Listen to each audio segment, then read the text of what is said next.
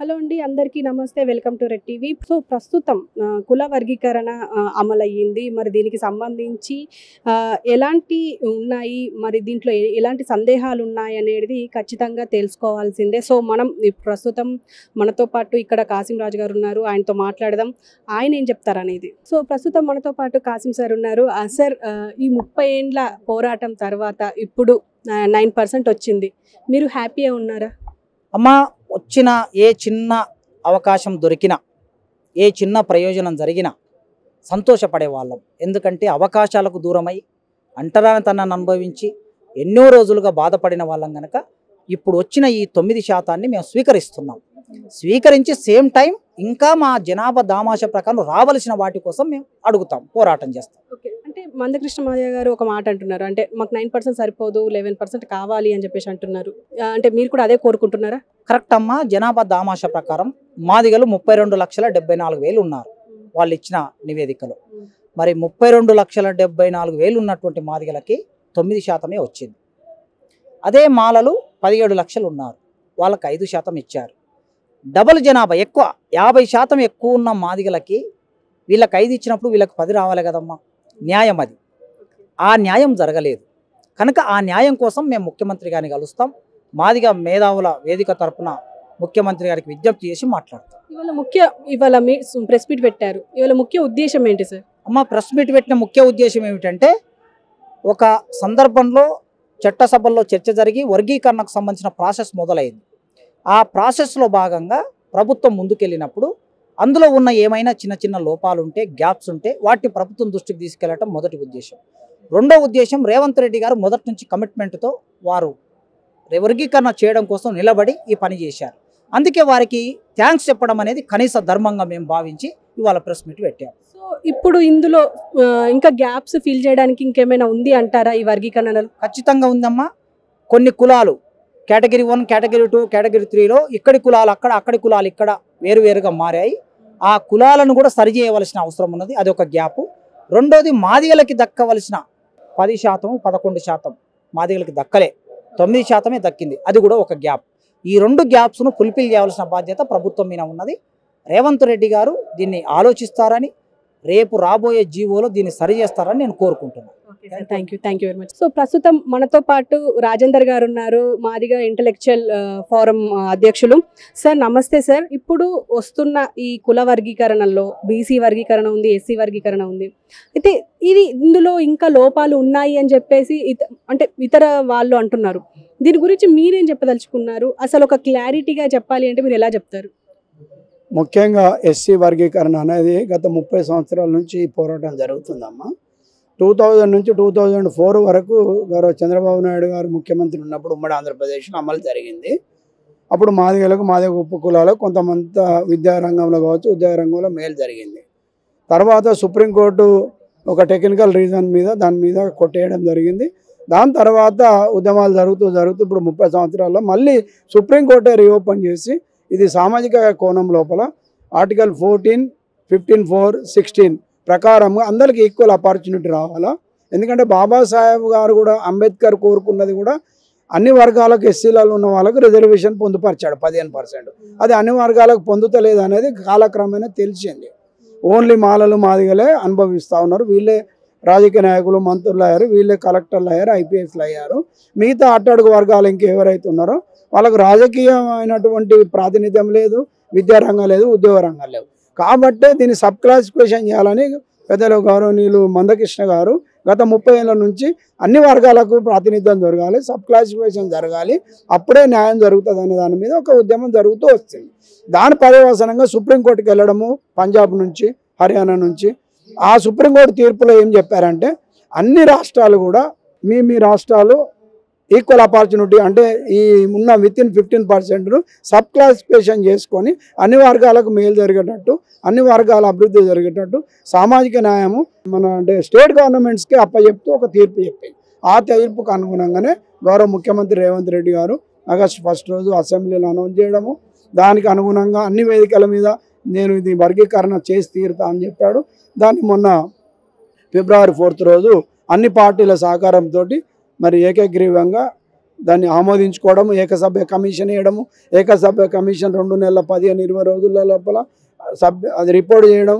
ఎందుకంటే ఇది టెక్నికల్గా కూడా ఎక్కడ కూడా ఎవరికి మాట్లాడడానికి ఛాన్స్ ఇవ్వకుండా, అంటే అపోహలకు తావు ఇవ్వకుండా ముఖ్యమంత్రి గారు ఏకసభ్య కమిషన్ వేశాడు, మినిస్ట్రీ సబ్ కమిటీ వేశాడు ఉత్తమ్ కుమార్ రెడ్డి గారు ఆధ్వర్యంలో. ఇవన్నీ అంతా ప్రాసెస్ చేశాడు. గత ఆగస్టు నుంచి సెప్టెంబర్, అక్టోబర్, నవంబర్, డిసెంబర్, జనవరి, అంటే 6 నెలలను ఈ ప్రాసెస్ జరిగిన తర్వాత ఎవరి జనాభా ఎంత ఉన్నది అనేది లెక్కలు తీసిన తర్వాత 3 గ్రూపులుగా విభజించి గ్రూప్ 1లో సంచార జాతులు, కొన్ని బుడిగ జంగాలను వేయడం జరిగింది. గ్రూప్ 2లో మాదిగలు, మాదిగ ఉపకులాలు 18 కులాలను వేయడం జరిగింది. గ్రూప్ 3లో మాల ఉపకులాలు 25 కులాలను వేయడం జరిగింది. వారి జనాభా కూడా ఫస్ట్ గ్రూప్లో 1,70,000 ఉంది, 73,000. తర్వాత గ్రూప్ 2లో వచ్చేసరికి 32,74,000 జనాభా ఉన్నది. ఒక సింగిల్ లార్జెస్ట్ కమ్యూనిటీ 32 లక్షలు మాదిగ కమ్యూనిటీ ఉంది. మిగతా సబ్ కమ్యూనిటీస్ కలిపి 74,000. అదేవిధంగా మాల ఇది అన్ని కలిపితే 17,71,000 ఉన్నాయి. వాళ్ళ జనాభా, మరి ఆర్థిక అభివృద్ధి, విద్యా అభివృద్ధి, ఉద్యోగాలలో ఎంత శాతం ఉన్నదని డాటా తీసుకున్న తర్వాతనే ఇంపీరికల్ డాటా ప్రకారమే దీన్ని 1%, 9%, 5%గా గ్రూప్ 1, గ్రూప్ 2, గ్రూప్ 3కి విభజించి కమిషన్ రిపోర్ట్ సబ్మిట్ చేసింది జస్టిస్ ఏకసభ కమిషన్. ఆ రిపోర్ట్ను ఉన్నట్టుగా పార్లమెంట్ అసెంబ్లీలో మరి చర్చించి అన్ని పార్టీలు కూడా ఏకగ్రీవంగా ఆమోదించినాయి. కాబట్టి ఇది ఎక్కడ కూడా ఎవరికి కూడా అపోహలు ఉండడానికి లేదు, ఎక్కడ కూడా ఇది చేయడానికి లేదు. కానీ దీంట్లో చాలా లోపాలు ఉన్నాయి అని చెప్పేసి అంటున్నారు. ఈవెన్ మందకృష్ణ గారు కూడా ఒక మాట అన్నారు, అంటే 9% కాదు మాకు కావాల్సింది 11% అని చెప్పేసి అంటున్నారు. అసలు ఎందుకు ఇలాంటి విభేదాలు వస్తున్నాయి అంటారు? మేడం, ఒక్కటే ఏంటంటే జనాభా ఒక్కటే ప్రాతిపదిక తీసుకోలేదు ప్రభుత్వం. జనాభా యొక్క కాకుండా ఇంపెరికల్ డాటా అంటే ఆర్థిక అభివృద్ధి, సామాజిక అభివృద్ధి, మరి విద్యారకంగా ఉద్యోగాలలో కూడా 4 ఫ్యాక్టర్స్ తీసుకున్నారు. తీసుకున్నప్పుడు ఏమైందంటే జనాభా ప్రాతిపదికన పెద్దలు మందకృష్ణ గారు చెప్తున్నారు 11% రావాలని. కాకపోతే ఏమైందంటే ఇక్కడ కొంత ప్రభుత్వము అంటే కమిషన్ ఆ విధంగా రికమెండ్ ఇచ్చింది. కమిషనే 9% రికమెండ్ చేసింది. కమిషన్ దాటిపోలే ప్రభుత్వం. కమిషన్ దాటిపోతే మళ్ళీ కొత్త వాటికి అవకాశం ఇవ్వాల్సి వస్తుంది, రాజకీయాలకు అవకాశం వెళ్తుంది, ప్రతిపక్షాలు విమర్శించే పరిస్థితి కూడా ఉంటుంది. కాబట్టి నేను అనుకుంటున్నా గౌరవ ముఖ్యమంత్రి గారు కమిషన్ రిపోర్ట్ని అదేవిధంగా ఆమోదిస్తే అందరికి కూడా సమంగా న్యాయం జరిగినట్టు అవుతుంది. కాబట్టి పొలిటికల్ ఇంటర్వెన్షన్ లేకుండా ఏకసభ్య కమిషన్ని ఇచ్చేశారు. కాకపోతే ఇప్పుడు ఉన్న జనాభా 18% ఎస్సీలు ఉన్నారు. దాని ప్రకారం ఇంకొక 1.5% మాదిగలకు రావాలి, 10.5% రావాలి. ఇప్పుడు మాత్రం ఒక 9.5 వస్తే 100% ఫుల్ఫిల్ అయ్యేది. కాకపోతే ఇక డిఫరెంట్ కోణంలో సామాజిక న్యాయం జరిగినప్పుడు ఏకసభ్య కమిషన్ యొక్క రికమెండేషన్ వాళ్ళు ఏం ఆలోచించారో పెద్దలు జస్టిస్ కాబట్టి మనం ఇక్కడ వాళ్ళని కామెంట్ చేయడానికి లేదు. కాబట్టి నేను అంటున్నా ఏంటంటే ఒక 0.5%కో 1%కో మనం ఇంకా దీన్ని తాగదీయకుండా 30 సంవత్సరాల ఉద్యమానికి ముగింపు పలికి వారికి రావాల్సిన వాటా తీసుకొని ఫలాలు పొందుకొని ఇంకా రాబోయే రోజుల్లో మిగతా సమస్యల మీద ఐక్యంగా పోరాటం చేయాల్సిన ఉంది. మాలలు, మాదిగలు, ఉపకులాలు, దళిత జాతి మొత్తం ఐక్యంగా ఉన్నప్పుడే రాజ్యాధికారంలో మన భాగం మనకు వస్తుంది, రాజ్యాధికారం సాధించుకుంటాం. ఇప్పుడు బీసీలు అంతా ఒకటే అవుతున్నారు, ఎస్సీలు కూడా ఒకటి కావాల్సిన అవసరం ఉంది. ఓన్లీ రిజర్వేషన్ వర్గీకరణ ఒక్కటే కాదు అభివృద్ధికి. ఇంకా బీసీ మన ప్రైవేట్ రంగంలో రిజర్వేషన్ తీసుకోవాలి. విద్యా సంస్థలు, ప్రైవేట్ విద్యా సంస్థలు, ప్రైవేటు పబ్లిక్ రంగ సంస్థలు, వాళ్ళ కూడా రిజర్వేషన్ పోరాటం. బ్యాక్లాగ్ రిక్రూట్మెంట్ 1000 పోస్టులు ఖాళీ ఉన్నాయి యూనివర్సిటీలలో, వాటి కోసం పోరాటం చేయాలి. కాబట్టి నేను అనేది మందకృష్ణ గారికి కృతజ్ఞత తెలియజేస్తా ఉన్నాను. ఆయన పోరాట పటిమకు, ఆయన డెడికేషన్కు అందరం స్వాగతించినాం, అందరం మద్దతు తెలిపినాం. ఈరోజు కూడా ఆయన డిమాండ్ చేయడం తప్పలేదు. ఇది ప్రభుత్వంతో మేము డిస్కస్ చేస్తాము, గౌరవ ముఖ్యమంత్రి గారి దృష్టికి తీసుకెళ్తాం. రేపు రాబోయే రోజులలో ఏదైతే పర్సెంటేజ్ పెంచుతారో అప్పుడు ఈ పర్సెంటేజ్ పెంచుకొని ముందుకు వెళ్తాడానికి ఆస్కారం ఉంది. కాబట్టి మనం ఇక్కడితోటి దీన్ని ముగింపు పలికితే మనం ప్రశాంతంగా ఐక్యంగా ముందుకు వెళ్ళడానికి వీలవుతుందని నేను అనుకుంటున్నాను. సార్, ఇప్పుడు ఇదే కాకుండా బీసీ వర్గీకరణ గురించి కూడా చాలా విమర్శలు వస్తున్నాయి. అందులో ముఖ్యంగా ఎమ్మెల్సీ తీన్మార్ మల్లన్న అలియాస్ చింతపండు నవీన్, ఆయన కూడా చాలా విమర్శిస్తున్నారు. ప్రభుత్వం ఏర్పడిందే బీసీల వల్ల, మీరు బీసీలను మర్చి ఇలా చేయడం కరెక్ట్ కాదు అని చెప్పేసి ఇవాళ షోకాజ్ నోటీసులు ఇచ్చినా కూడా షోకాజ్ నోటీసులు ఇచ్చేంత దమ్ముందా అని చెప్పేసి కూడా అన్నారు. దీనికి మీరేమంటారు? యాక్చువల్గా ఈ వ్యవస్థలోనే స్వాతంత్రం వచ్చి 77 సంవత్సరాల కాలం లోపల ఉన్నత వర్గాలది ఆధిపత్యం అయిందండి. ఆయన అన్నది వాస్తవం. అంటే బీసీలు కొంత అనగదొక్కబడ్డరు, ఇంకా ఎస్సీలు ఇంకా అనగదొక్కబడ్డరు. వీళ్ళు ఓటర్స్ అనే ఉండిపోయినారు తప్ప రాజ్యాధికారంలోకి రాలేదు. ఎందుకు రాలేదంటే మీడియా ఉన్నత వర్గాలది, డబ్బులు ఉన్నత వర్గాలవి, ఉన్నత వర్గాల దగ్గరే అన్నీ ఉన్నప్పుడు మీడియా, మనీ, మాఫియా అంతా కూడా ఉన్నత వర్గాల దగ్గర ఉన్నప్పుడు నువ్వు బీసీలు కానీ ఎస్సీలు కానీ ఎస్టీలు కానీ ఏ విధంగా రాజ్యాధికారంలోకి వస్తారు? బాబాసాహెబ్ అంబేద్కర్ గారు ఏం చేశారు? ఓటు హక్కు అందరికి సమానం ఇచ్చాడు. కానీ వీళ్ళు ఓటర్స్గానే ఉన్నారు, బీసీలు ఎస్సీలు, కానీ వీళ్ళు రూలర్స్గా రాలేకపోయారు. ఇప్పుడు రూలర్స్గా రావాలంటే అందరం ఒకటి కావాలి. బీసీ ఎస్సీ ఎస్టీ మైనార్టీస్ అందరూ ఒకటి కావాలని మన మాన్యవారి కాన్స్టిట్యూషన్ ఎప్పుడో పిలిపించి ఉత్తరప్రదేశ్లో ప్రూవ్ చేశారు. మాయావతి గారు 3-4 సార్లు ముఖ్యమంత్రిని చేసిండు. కానీ ఇక్కడ తెలంగాణ ఆంధ్రప్రదేశ్లో చేయలేకపోతున్నాం.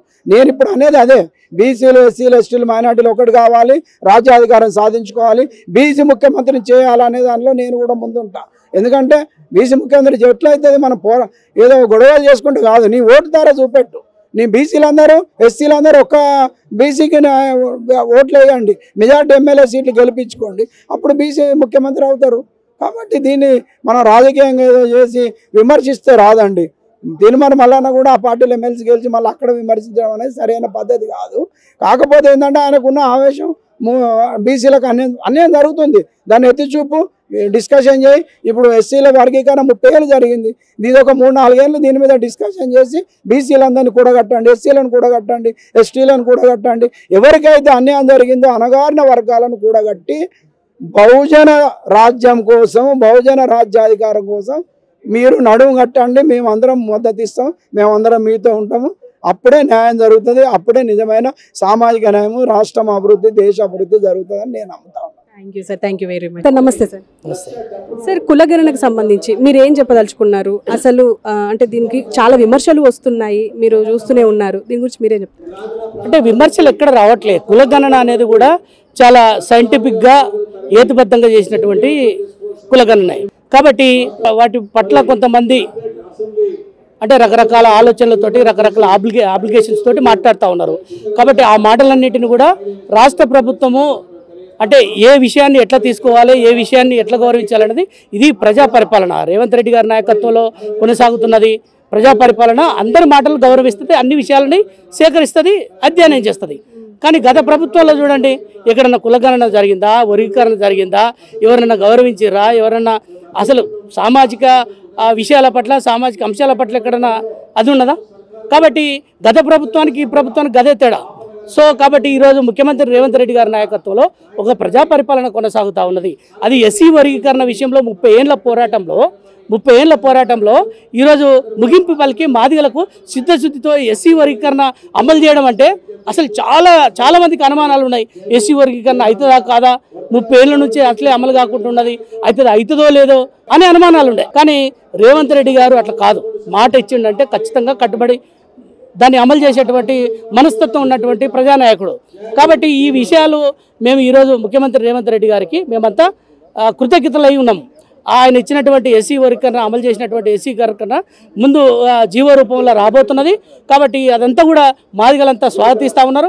పెద్ద ఎత్తున మాదిగలంతా ఆయన రుణం తీర్చుకోబోతా ఉన్నారని ఈ సందర్భంగా తెలియజేస్తాను. సరే, ఎస్సీ వర్గీకరణ 9% అయితే ప్రకటించారు, అయితే మాకు 11% కావాలి అని చెప్పేసి మంత్రికృష్ణ మాదిగ గారు అంటున్నారు. దీనికి మీరేమంటారు? అంటే అదే చెప్తా ఉన్నాం, ఉమ్మడి ఆంధ్రప్రదేశ్లో 7% ఉండే, తెలంగాణలో 9% అయింది, అంటే 2% పెరిగింది కదా. సో కాబట్టి ఇక్కడ ఉన్నటువంటి జనాభా ప్రాతిపదిక మీద నిర్ణయం జరిగింది. కాబట్టి ఏదన్నా మీకు విషయాలు ఏదైనా ఉంటే రేవంత్ రెడ్డి గారికి ముందుగా మీరు కృతజ్ఞత చాటుకోండి, మాదిగలంతా కృతజ్ఞత చాటుకోవాలని చెప్పేసి ప్రకటన చేయండి. ఆ తర్వాత మీరు ఏదైనా టెక్నికల్ విషయాలు ఉంటే, ఏదైనా లాభం జరిగే దగ్గర మీరు ముఖ్యమంత్రి గారి దగ్గరకు వచ్చి మాట్లాడండి. కానీ బయట మాట్లాడి కన్ఫ్యూజన్ చేయొద్దని అన్నకు నేను రిక్వెస్ట్ చేస్తా ఉన్నా. ఉద్యమకారుడిగా మీరంటే గౌరవం, ఉద్యమకారుడిగా సీఎం రేవంత్ రెడ్డి గారికి చాలా గౌరవం, మీ పట్ల చాలా మంచి ఉద్దేశంతో ఈరోజు గౌరవించి వర్గీకరణ చేయడం అంటే మాదిగలను చూసి, మీ పోరాటం చూసే ఈరోజు ఎస్సీ వర్గీకరణ చేశారు కదా. ఏ ముఖ్యమంత్రికి రాలేదు కదా అవకాశం, ఆయన అసెంబ్లీలో ప్రకటించారు కదా ముఖ్యమంత్రి గారు. అంటే ఈరోజు నా రాజకీయ జీవితంలో, నా జీవితంలో ఇట్లాంటి అవకాశం నాకు రావడం అనేది గొప్ప విషయము. ఎస్సీ వర్గీకరణ అనేది ఒక గొప్ప సామాజిక నేపథ్యం ఉన్నటువంటిది, ఒక చరిత్ర ఉన్నటువంటి ఈ వర్గీకరణ చేయడం అనేది నాకు జీవితంలో సంతృప్తినిచ్చినటువంటి ఒక గొప్ప సంఘటన అని చెప్పాడు.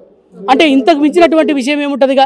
కాబట్టి నేను రిక్వెస్ట్ చేస్తా ఉన్నా మందకృష్ణ, మీరు మనం మాదిగ ఇంటెలెక్చువల్స్ ఉన్నారు, మీరంతా మనమంతా కలిసి ముఖ్యమంత్రి గారికి కృతజ్ఞత తెలిపి మనం మిగతా విషయాలను మాట్లాడదామని విజ్ఞప్తి చేస్తాం. ఫైనల్ గా మీరు ఎస్సీ వర్గీకరణను స్వాగతిస్తున్నారట. ఎస్సీ వర్గీకరణ స్వాగతించడం కాదు, రేవంత్ రెడ్డి గారికి కృతజ్ఞత ఉంటే ఆయన రుణం తీర్చుకోబోతున్నాం.